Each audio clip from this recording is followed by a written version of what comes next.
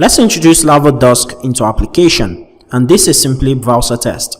Now, what browser tests are, they're going to help us actually test some functionality in our application, which is going to be a little more complicated if we're using a traditional PHP unit for test. So what Laravel Dusk is going to do for us, for example, let's say we want to test that when a user visits the home route, he actually sees this button that he can click and visit laracast.com.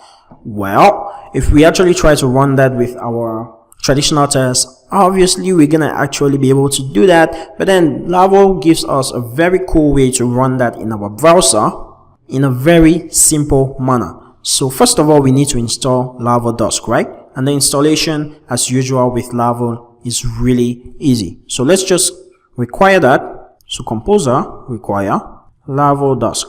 Awesome, we have Laravel Dusk installed. The next thing for us to complete our installation is to actually register the Dusk service provider.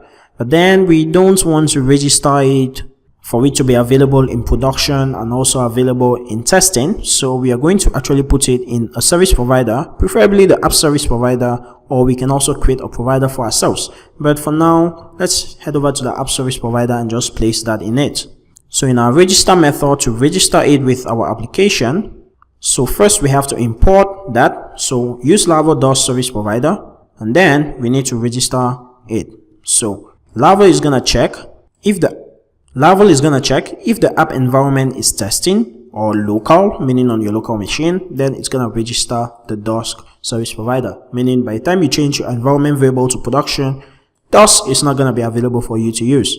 Next, we just need to run Dusk install. So php artisan Dusk install. Dusk scaffolding successfully, and that's it. We're done with setting up Dusk. Now, if we check in our test directory, we'll see that we have a new browser directory, and it contains console, pages, screenshots, and an example test. This is surely a lot, but we're going to be going through all of this. So first of all, we have example test, which extends Dusk test case. And if we check out our Dusk test case, which is in the Dusk test case directory right here, we'll discover it creates the application just like for our PHP unit test, and then it starts the Chrome driver, and we can specify the port to which it's gonna navigate, right? Okay, so let's head over to our example test and see what it does. First of all, we have a browse method, which is gonna help us to navigate to the browser. So it takes in a closure, and then for this closure, we can pass different commands. So first of all, we can say browser visit the /route, and then assert that you actually see Laravel on the page. So how do we run our Dusk commands? We just run php artisan Dusk, and then we hit enter. So it opens a browser, navigates to that endpoint, and gives us a failure that it did not see Laravel within the element body. But let's check up our welcome.blade.php. We have Laravel right there. So Dusk was not actually able to access the page, right? And that's because we need to set up our application root right here. Okay, so I'm just going to change this to testing-laravel.dev because that's what I'm using for my application root. And then I'll run php artisan Dusk again.